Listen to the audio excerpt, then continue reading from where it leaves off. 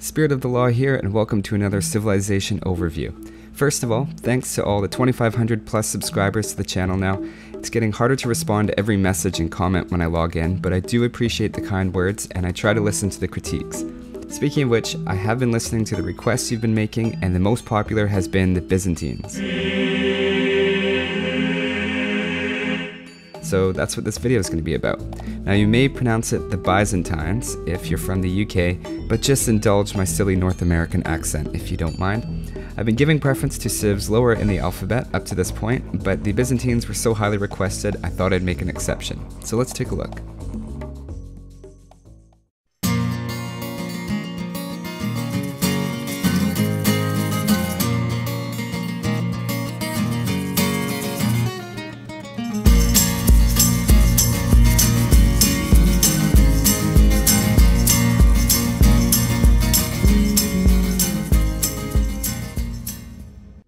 The Byzantines are classified as a defensive civilization. Right away, this makes them appeal to new players who like to take a while to build up, don't really enjoy rush games, and want to save fighting for the late game. The Byzantine bonuses do lend themselves to walling up and going quickly through the ages, so let's take a look at those. We'll be starting with the HD bonuses. First of all, let's talk about the team bonus. Their monks heal faster. It says it's plus 50%, and that seems to be true after doing some tests. I have a Dark Age monk, he seems to heal about 3.5 health points per second, and a regular monk does about 2.4. That's about 47% faster, which is close enough for me. It's really not a bad bonus, to be honest, especially with the very expensive cataphract that's probably worth healing if you get a chance. So the Byzantines' first civilization bonus is that their building health point increases by 10% every age. Just so you know, that's non-cumulative, so the house, for example, is just going up by a steady 90 health points every time you age up. Their second bonus says that camels, skirmishers, pikes, and halberdiers cost minus 25%. I find it kind of weird that they specify pikes and halberdiers since the bonus also includes the spears, elite skirmishers, and elite camels too. They could have just said the camels, skirms, and spears to mean the entire line of each unit. Not a big deal though, I just want you to know that they are included there. That means that the spearline units cost 26 food and 19 wood instead of 35 food and 25 wood. Camels, on the other hand, end up being 41 food and 45 gold, and finally the skirmishers are 19 food and 26 wood. If you're already using these units as a cost-effective counter with the pikes and camels against cavalry and skirmishers against archers and spears, this bonus just makes what you're already doing extra effective. This is a really good defensive bonus too, since it makes you able to cheaply counter things that are sent your way.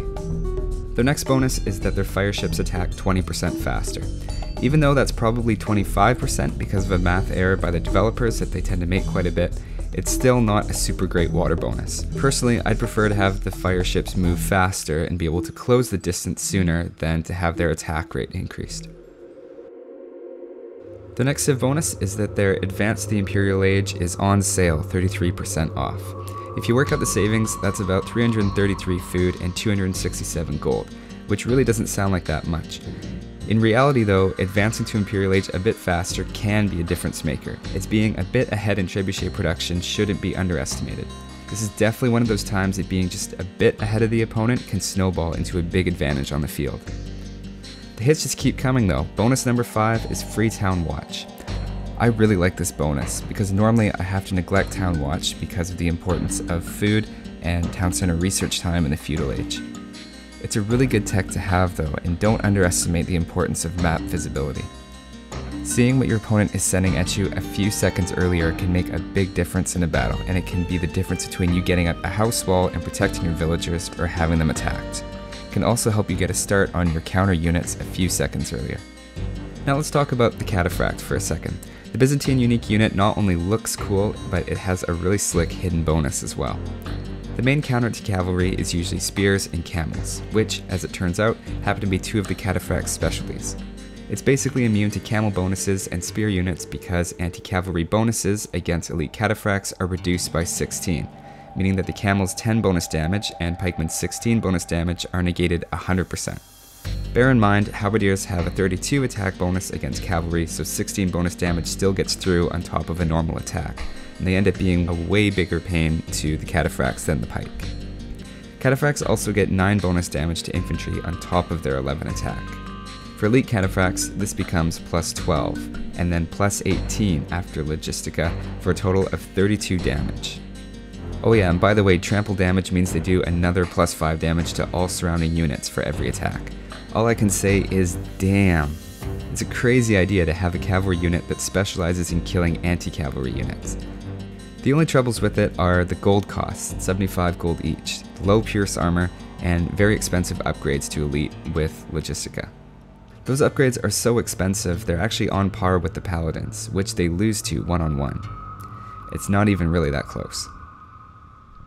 For that reason, I think it's probably easiest to counter cataphracts with brute force units, like paladins and elephants. If you keep them safe, hand cannoneers, heavy scorpions, and archers can all be effective when masked up. Teutonic Knights are a bad choice though. The fantastic melee armor of the Teutonic Knight gets completely eliminated with all the bonuses that the cataphract is getting against them.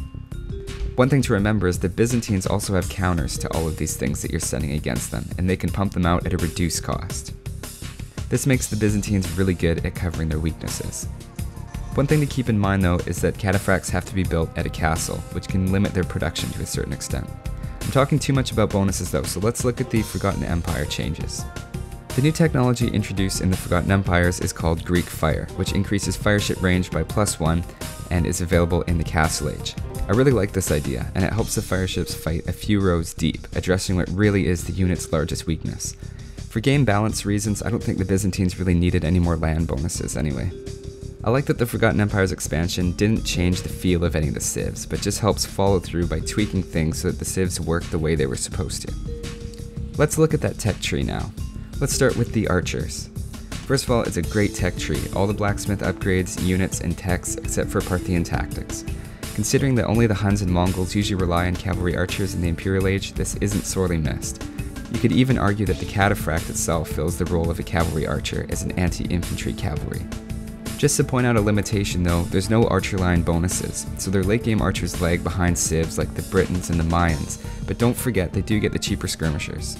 I'd give them an A- for being exceptionally flexible in what they can field and having a great bonus for the skirmisher, which is a very important archery range unit in the late game. The more you look at them, the stronger their archery range looks. Now let's take a look at infantry. They have a great tech tree at the barracks too. You're going to notice that's a common theme here, but notice that they lack Blast Furnace. This hurts, but bear in mind the +2 damage of Blast Furnace is quite small when compared to the +32 bonus versus cavalry that the halberdiers have. Halberdiers are -25% in cost too, which is fantastic if I haven't mentioned already. The champion is the cornerstone of a good infantry civ though, and the Byzantines could be considered below average because of the missing upgrade. This is a tough one for me because the spear line has so much utility in games, but their champion really isn't all that special. Overall for infantry, it's gonna have to be a B+ for me. Sorry guys. You see halberdiers so much more often than champions online, so the cheaper units do count for a lot, but Blast Furnace is just so ubiquitous in the game for civilizations to have that it has to bring them down a bit. Anybody who's seen my Persian Civ overview knows that those blacksmith upgrades are a big deal for me. I don't think most people would consider the Byzantines a top tier infantry civilization anyway, certainly not like the Japanese for example. Alright, now let's look at cavalry. This is a tough one for me. First of all, no bloodlines. That means they're going to be a bit behind on the scout rushes and the Castle Age Knights. On the other hand, it's nice to have the open unit tech tree again, and the cheaper camels are a plus for sure. Normally, you don't see camels all that often because of how soft they are around towers, castles, and town centers, but that's not really a problem for a defensive player. There's also a window in early Castle Age when knights tend to rule the land, and having some cheaper camels make them a really good cost-effective counter to knights and cavalry archers.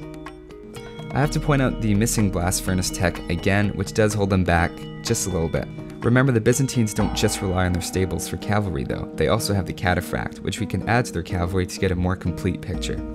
I look at the cataphract as a paladin substitute in the late game, as it would be very costly and unusual to see someone going for both at once, unless they already had the game in the bag or it was a deathmatch. Yes, paladins do beat cataphracts one-on-one and have higher pierce armor, so you might think paladins are the obviously better unit. But, and here's my controversial opinion being interjected, I feel paladins are much easier to counter. Considering their roughly comparable stats and much greater difficulty to counter, I'd have to go with an army of cataphracts over an army of paladins if I had the option. That might sound crazy, but it's pretty demoralizing to see your paladins taken down by units that cost no gold. Personally, I'd rather force my opponent to make paladins than spears to beat my cavalry. I have to stick with a B for the Byzantine cavalry overall though. I know, I just talked them up a lot, but really in the Castle Age their knights just don't stack up without bloodlines, and non-upgraded cataphracts don't have anywhere near the punch they do later in the game. Really, I'd like to give them a C in Castle Age and an A in Imperial Age, so we'll just go with a B overall.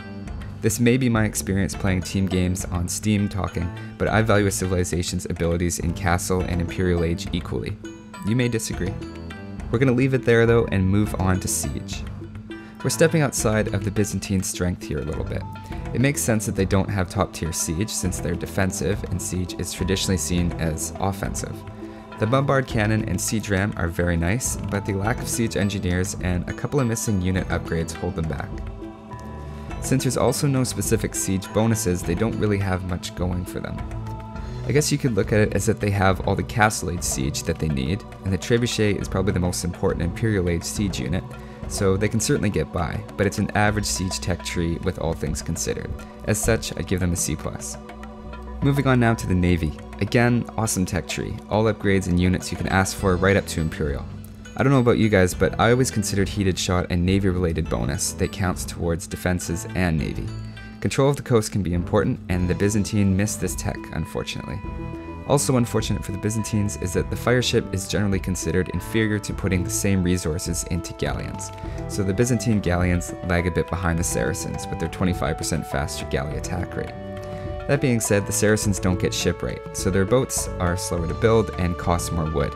It could be argued that in the late game, Byzantines are beaten only by Vikings, and maybe Spanish and Japanese, which puts them in elite company on the water. I'll give them an A-, only being held back by the lack of a strong water bonus. And now moving on to everyone's favorite forgotten unit, the monks. These units aren't seen very often, but they are a strength of the Byzantines. The Byzantines have all the monk upgrades and unit upgrades except herbal medicine. The fact that their monks heal faster though nullifies the need for herbal medicine at all, I would argue. Monks make a lot of sense when playing as Byzantines, particularly because they're a great counter to knights and paladins and because they heal your expensive cataphracts. You're going to need a lot of gold to upgrade those cataphracts, so collecting relics is a good move as well. I'm as guilty of neglecting monks and relics as anyone, trust me, but they do quickly pay back their 100 gold costs if you can convert an enemy unit or two and heal up some of yours. I'll give the Byzantines here an A because the Aztecs are still a bit better and I have to save the top grade for them. Now let's move on to defenses. Well, they are defined as a defensive civ. Everything about them is geared towards this, from the increased building health points, the cheaper counter units, the town watch, bracer, hoardings, the highest castle health points in the game, fortified walls, and the bombard tower. The key stuff is all there, and since it's what the civilization is directly known for, it's a clear A+ for me for defenses. That's not to say that playing defensive is all the Byzantines can do, as their cheap trash and cataphracts can be just as useful when taking the fight to the enemy's base as well.